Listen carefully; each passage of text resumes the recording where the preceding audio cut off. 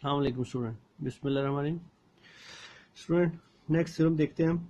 Next theorem में हमारे पास late function है कोई एक्स से वाई तक via homeomorphism of X is complete regular.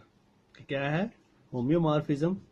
कोई फंक्शन है, ठीक हो गया, और एक्स कंप्लीट रेगुलर है, और देन हमने साबित करना है कि वाई भी जो सा है वो कंप्लीट रेगुलर होगा।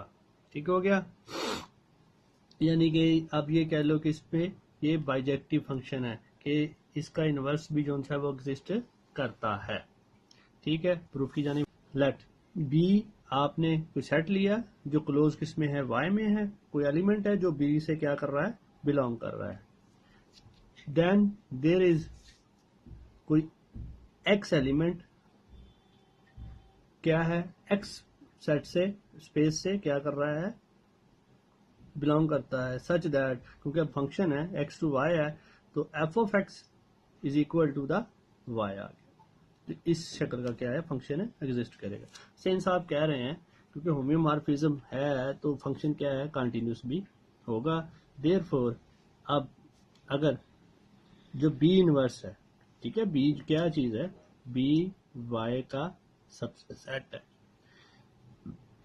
है, देयरफॉर अगर इसका इनवर्स लिया जाए तो वो भी क्या होगा, वो एक्स में क्लोज होगा। अगर बी इसमें क्लोज है तो इसका इनवर्स जो सा होगा वो भी क्या होगा, एक्स में क्लोज होगा। ठीक हो गया। इसी तरह तो जो एलिमेंट एक्स है, हो सकता है वो क्या, इसको बिलोंग करेगा, क्योंकि ये इसमें क्लोज होगा। तो ये जाहिर सी बात है, क्योंकि वाई बी का एलिमेंट है और एक्स उसको मैप कर रहा है, तो एक्स इसके अंदर होगा। सिंस हमने कहा है कि कंप्लीट रेगुलर है, by definition there exist a continuous function, नाम रख लिया हमने जी, एक्स से जीरो इंटरवल तक। ये बाय डेफिनेशन है कंप्लीट रेगुलर स्पेस की जो सी है। सो सच दैट, तो इसका कोई एक एलिमेंट वो जीरो को अप्रोच करेगा और इसका एक कोई सबसेट वो वन को अप्रोच कर जाएगा।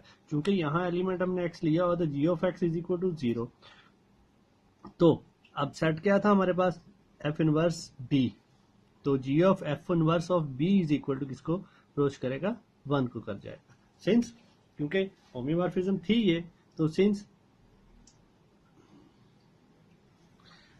इसका इनवर्स भी एग्जिस्ट करेगा, y से x वो भी कंटिन्यूस होगा, क्योंकि f कंटिन्यूस था।